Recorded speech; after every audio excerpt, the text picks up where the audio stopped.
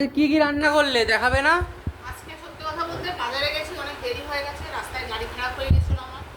অনেক বন্ধুরা দেখেছিও, তো বেশি কিছু রান্না করিনি, মাত্র দুভাগে রান্না করেছি। তা দুভাগটা কি, এই যে হচ্ছে ভাত করেছি একদম গরম গরম, এক্ষুনি করলাম। এক হাঁড়ি ভাত? এক হাঁড়ি ভাত করেছি গরম গরম।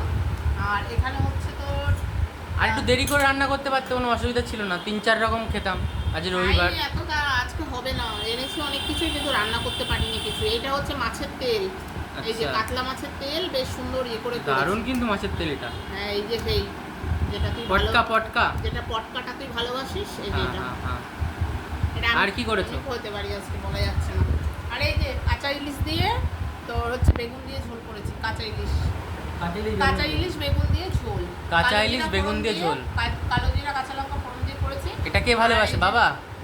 সবাই। আর এই যে কালকে চিকেন ছিল 2 পিস, বার করে নিয়েছি। এখন এই দিয়ে খাওয়া দাওয়া হবে, পরে আবার দেখা যাবে কিছু করলে। রান্না বান্না হয়ে গেছে, ভাতটা বাড়ি আমি এখন।